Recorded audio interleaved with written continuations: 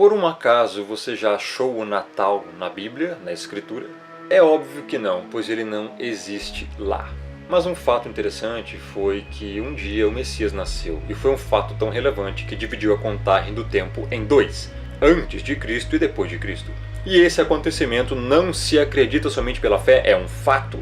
Agora, como não tiveram como negar isso, inventaram o Papai Noel, as reinas, os duendes e os presentes. Com isso, as crianças crescem acreditando que Papai Noel existe, e à medida que vão crescendo, descobrem que Papai Noel na verdade não existe, nunca existiu, e que tudo era uma farsa. Por associação, subliminarmente, também passam a não dar muito crédito a Jesus Cristo, ao Messias, ao Salvador, a Ele, ao enviado, ao ungido que veio morrer pelos eleitos, pelo povo do Criador. Como se ele também passasse a fazer parte dessa farsa do Natal. Eis aí um dos propósitos obscuros do Natal. Para a gente entender um pouco mais sobre isso, precisamos voltar um pouco no tempo. Temos que chegar aos dias de Noé. É a partir daí que nós poderemos entender como surgiu esse costume do Natal. E também podemos aproveitar e falar muitas outras coisas. Por exemplo, quem é a mulher que está estampada em todas as notas do dinheiro brasileiro? Quem é a mulher da moeda, cara ou coroa? De quem é a cara? Qual é a mulher da estátua da liberdade? Qual é a mulher que está como símbolo da Colômbia? Todas essas perguntas serão respondidas agora. Temos que começar indo ao livro de Gênesis, onde conta a história de Noé, o homem que construiu a arca e salvou 8 pessoas e um grupo enorme de animais da destruição do dilúvio. Após o dilúvio, Noé bebeu vinho e embriagou-se. Tirou as suas roupas e achava-se nu. Está em Gênesis 9:21. Dentre os filhos de Noé, que se safaram da destruição, havia um chamado Cã, ou Cão, em outras traduções. Esse seu filho, ao ver Noé nu, achou muito engraçado, riu e correu para contar para os outros irmãos que Noé estava nu. Isso não agradou Noé. Os outros irmãos, Sem e Jafé, andaram em direção ao pai, com os rostos virados, pegaram uma capa e cobriram a nudez do pai. Dessa forma, Noé amaldiçoou Cã e sua descendência. Noé disse que Cã agora passaria a ser escravo de Sem, e que Jafé habitaria junto com Sem. Amaldiçoado pelo seu pai, Cã andou por caminhos errados e teve filhos. Um de seus filhos se chamava Cuxi. Este conheceu e casou-se com uma mulher chamada Semiramis, que era uma mistura aí de Jezabel, esposa de Acabe, com uma Hillary Clinton. E dessa união nasceu Nimrod. Nimrod foi a personificação da desobediência. Ele foi uma espécie de Hitler, Stalin, misturado com Mao Tse-tung e Kim Jong-un daquela época. Podemos dizer que Nimrod foi o primeiro ditador da história, como está escrito em Gênesis 10:8. Ele construiu diversas cidades, e a mais famosa se tornou a Babilônia. A Torre de Babel nasceu nesse período. Ele foi o primeiro líder a se auto-intitular Deus. Nesse avanço de Nimrod como senhor do mundo, entre aspas, já naquela época, construindo as cidades, juntando as pessoas em grupos num só lugar, o que era contrário ao que o Criador mandava fazer, pois o Pai mandava para serem fecundos e que se espalhassem sobre a face da terra. Nimrod cultuava a quem ele dizia que era ele próprio, neste caso, o Sol. Ele se intitulou como sendo o Deus Sol. Esse homem, não ficando apenas nas aberrações que fazia, nas idolatrias que promovia e nas orgias que praticava e incentivava, se apossou da própria mãe. Sim, vou repetir se você não entendeu. Nimrod se apossou sexualmente da própria mãe. Ele fez a própria mãe de sua mulher.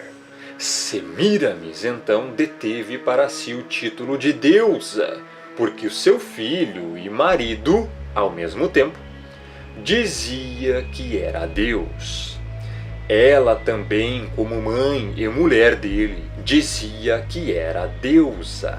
Inclusive, ela mesma buscava reverência para ela, como se ela fosse a lua. O tio-avô de Nimrod, Sem, matou-o, espedaçou-o e separou seus pedaços. Então Semíramis, a sua esposa e mãe, pensou: um deus não morre. E ela contou uma história de que ele não havia morrido e que ele simplesmente havia ido para o lugar dele, que era no sol, e falava que ele era o sol. Nimrod é o patriarca dos senhores do mundo, que estão aqui nos nossos dias atuais. Todos eles são da descendência vinda após Nimrod. E os senhores do mundo são seus seguidores. Por isso, o símbolo Illuminati é a pirâmide com o olho que tudo vê, pois o olho que tudo vê também simboliza Nimrod. Nesse meio tempo, ela então fica grávida. Mas como poderia, se o marido, que ao mesmo tempo era filho, era o sol? Então ela contou mais uma história mítica, mais mirabolante ainda. O Deus Sol me engravidou. Vou conceber um fruto do espírito do Deus Sol. Mas na verdade é óbvio que ela tinha feito um filho fora do casamento. Isso é mais do que lógico. Semíramis era uma mulher que não valia nada e hoje é homenageada por todo mundo. Era uma prostituta. Após a morte do marido, grávida, dizia que seu filho, que iria nascer, era o Filho de Deus e colocou nele o nome de Tamuz. A Bíblia fala de Tamuz em Ezequiel 8, 14 e 18. Levou-me à entrada da porta da casa do Criador, que está no lado norte. E eis que estavam ali mulheres assentadas chorando a Tamuz. Vou repetir. Eis que estavam ali mulheres assentadas chorando a Tamuz. Disse-me: vês isto, filho do homem? Verás ainda abominações maiores do que estas. Porque estas mulheres estavam celebrando o Natal com uma árvore de um pinheirinho de Natal, chorando a Tamuz. Levou-me para o átrio de dentro da casa do Criador. E eis que estavam à entrada do templo, entre o pórtico e o altar, cerca de 25 homens de costas para o templo e com o rosto para o oriente. Adoravam o sol, virados para o oriente. Vou repetir. Adoravam o sol, virados para o oriente. Ou seja, também estavam adorando a Tamuz e a Nimrod. Então me disse: vês, filho do homem? O Criador falando isso para Ezequiel. Está vendo, filho do homem? Está vendo, Ezequiel? Acaso é coisa de pouca monta para a casa de Judá o fazerem deles as abominações que fazem aqui, para que ainda encham de violência a terra e tornem a irritar-me? Ei-los a chegar o ramo ao seu nariz, pelo que também eu os tratarei com furor. Os meus olhos não pouparão, nem terei piedade. Ainda que me gritem aos ouvidos em alta voz, nem assim os ouvireis. O Criador está falando que todos aqueles que comemoram o Natal estão comemorando uma festa pagã, adorando Tamuz e o Deus Sol Nimrod, e que o Pai considera isso uma abominação e que ele vai tratar com violência, furor, e não terá piedade e nem serão poupados, ainda que gritem aos ouvidos do Pai com alta voz, nem assim ele os ouvirá. Isso é um juízo do Criador para todos aqueles que comemoram e celebram o Natal. O Natal, uma festa pagã que irrita o Criador. Olha o que ele disse no verso 17. Para que ainda me encham de violência a terra e tornem a irritar-me. Muito cuidado com o que você está fazendo. Abandone as práticas idólatras. O Criador está te mandando fazer isso. Tamuz, filho do Deus Sol, que ficou sendo considerado como menino Deus, nasceu exatamente ao equivalente ao dia 25 de dezembro naquela época. Depois que Semíramis deu à luz a Tamuz, começou a dizer que esse garoto era então o próprio Nimrod, o próprio Deus Sol, agora reencarnado. E daí surgiu a base para a teoria da reencarnação. Eis aí de onde surgiu a teoria da reencarnação. Numa certa vez, o garoto Tammuz estava no mato caçando e acabou morrendo, mas não se sabe de quê. O seu corpo ficou em cima de um tronco apodrecido. A sua mãe, Semíramis, para não dizer que seu filho havia morrido como qualquer outro mortal, já que ele era Deus, supostamente, espalhou a notícia que seu filho tinha voltado para o céu, para o seu lugar, para o sol, já que ele era o próprio Nimrod. Mas é claro que nós sabemos que tudo isso era uma mentira para eles se manterem no poder e serem vistos como os espirituais, os poderosos da época. E naquele tronco podre, onde o garoto caiu em cima, nasceu um pinheiro. E Semíramis passou a dizer que esse pinheiro era a própria referência do renascimento de Tammuz no mundo. E toda a data de aniversário de Tammuz, de 25 de dezembro, era comum pegar um pinheiro e levar para dentro de suas casas e enfeitá-lo como símbolo do renascimento de Tammuz. Uma prática que hoje se traduz pela árvore de Natal. Essa prática religiosa de se levar um pinheiro para dentro de casa e enfeitá-lo já era também acompanhada, nessa mesma época, da troca de presentes, porque as sacerdotisas e amigas de Semíramis, que choraram aos pés daquele pinheiro e após agradeciam umas às outras e faziam trocas de presentes que eram depositados nos pés desse pinheiro. E daí surge o hábito de se trocar presentes no Natal. E agora, espante-se ao ver o que é realmente o significado da árvore de Natal e dos enfeites que nela estão. A árvore de Natal simboliza o pecado original de Adão e Eva. Os enfeites da árvore de Natal simbolizam o fruto que não era para se comer, que foi ordenado a não ser comido. E a fita que vai em volta da árvore simboliza a serpente que estava no Éden. A árvore de Natal é uma celebração ao primeiro pecado do ser humano. Um ritual satânico comemorando o pecado. É isso que significa a árvore de Natal com seus enfeites e a fita em volta. Todos os que têm árvore de Natal dentro de casa estão comemorando o pecado original de Adão e Eva. A própria Semíramis começou a criar o hábito do confessionário também.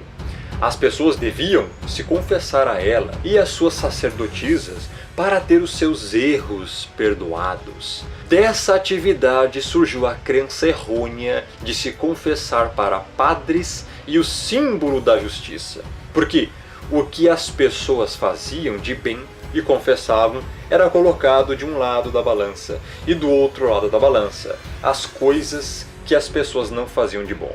Ou seja, de ruim era colocado do outro lado do prato da balança. E aí haveria que ter justiça para qual lado da balança pesaria mais. É por isso que até hoje o símbolo da justiça é Semíramis.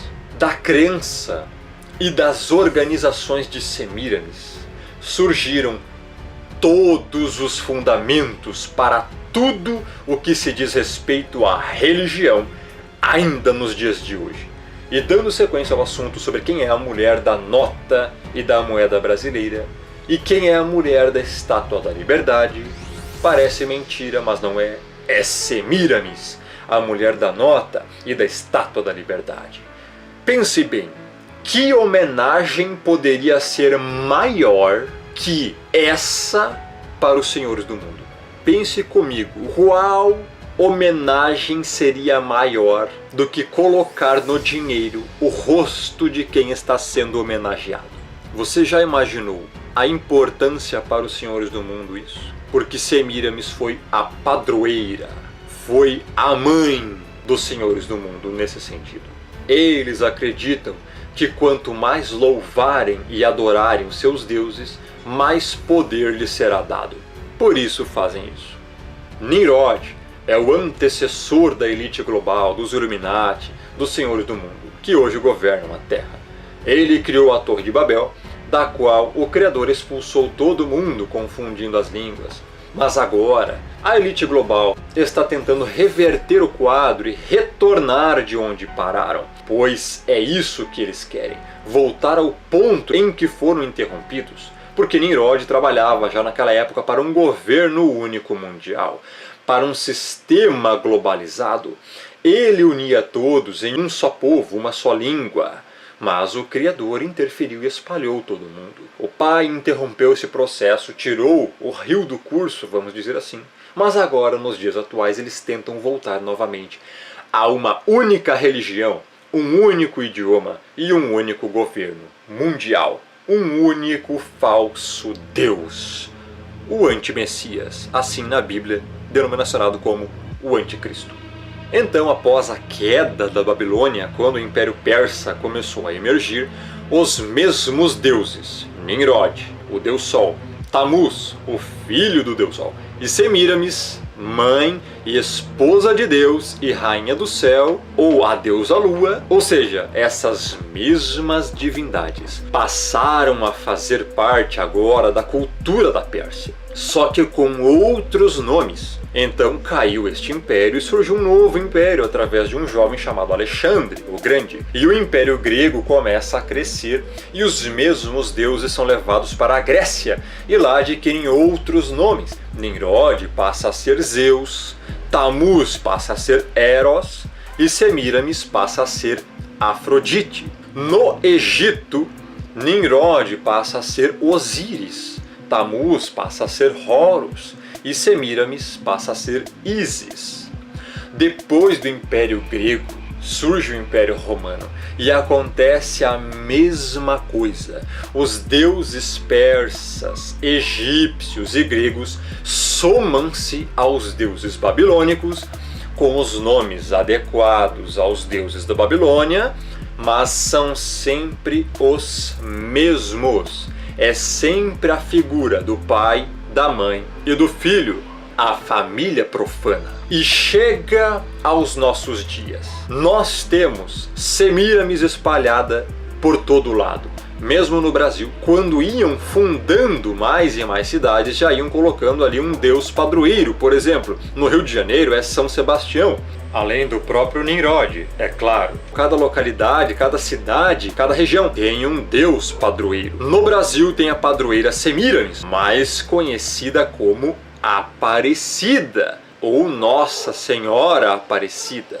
Inclusive, é conhecido no espiritismo em várias linhas que o Brasil foi vendido a esse deus, a essa falsa deusa, a Nossa Senhora Aparecida. Hoje acontece a mesma coisa que acontecia naquela época. Os deuses são os mesmos, apenas têm nomes diferentes.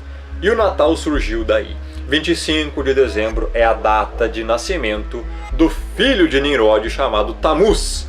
E, acredite se quiser, a transliteração para os nossos dias, infelizmente, é Jesus. O Messias falava hebraico. A mãe dele chamava ele pelo nome em hebraico. O nome dele é em hebraico. No alfabeto hebraico, sequer a letra J tem. Ou seja, este não é o nome dele. Nome não se traduz, se translitera para o entendimento. O cristianismo foi misturado com o paganismo.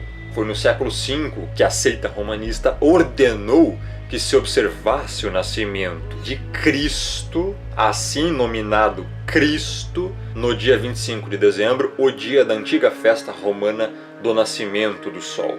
Um dos nomes do Deus Sol.